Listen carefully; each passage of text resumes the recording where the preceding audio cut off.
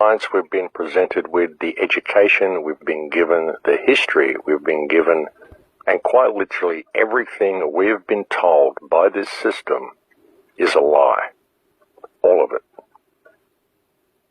And the depths of this lie is quite literally so profound and so all-pervasive that it's almost impossible for most people to even see, because it is quite literally so big that it covers virtually every single aspect of our lives. Virtually everything we've been told about everything is backwards. Now, I'm going to cover some topics on the show today that will probably seem very esoteric and right out of left field for people, but it's just stuff that needs to be addressed. It's just stuff that I want to talk about. It's important at the beginning of the discussion to lay the groundwork that is needed to even begin thinking about these things, and that groundwork is the clear understanding that everything we've been told is a lie. All of it. Our history, who we are, where we come from, our religions, our food, our medicine, what this world is, quite literally everything is a lie. And that's why it's so difficult to ever really discover the truth and to wake up the people around us, because all of the information that we're even researching, most of it, has been falsified. That is why people are constantly locked into different belief systems, why they continue to argue with each other, and why they continue to perpetuate their divide and conquer programming.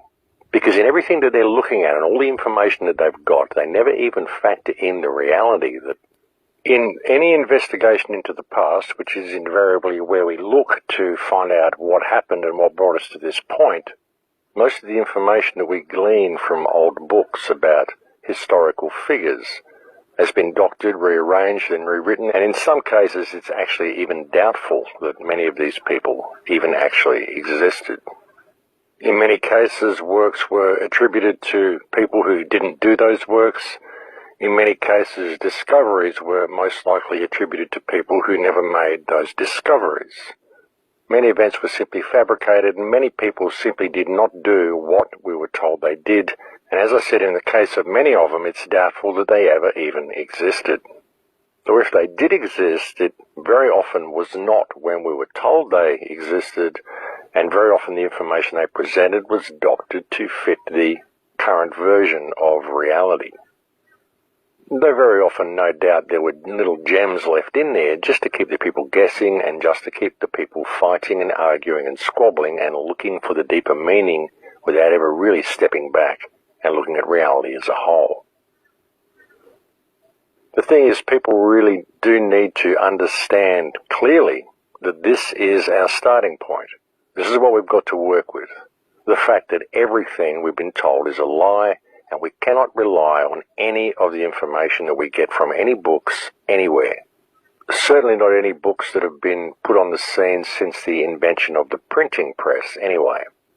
Perhaps we can find some truth in old books, such as the Vedas, perhaps the Nag Hammadi library, if there was a real interpretation of that actually existed, which there doesn't appear to be at the moment. Perhaps there are ancient scrolls that exist that do contain the truth, and perhaps the real truth is still hidden somewhere. But most certainly, apart from books such as the Vedas, we most certainly do not have access to anything even closely resembling the truth in what we are delivered from modern mainstream academic, scientific or educational sources. And that is simply the stark reality of the matter. You know, the true reality is, and has always been, that all we can really rely on 100% is that which we go out and experience in the world for ourselves. And that's a very difficult thing for people to come to terms with. However, if one goes out and travels the world and really looks at things open-mindedly, the evidence that everything we've been told is a lie is everywhere, and it speaks for itself.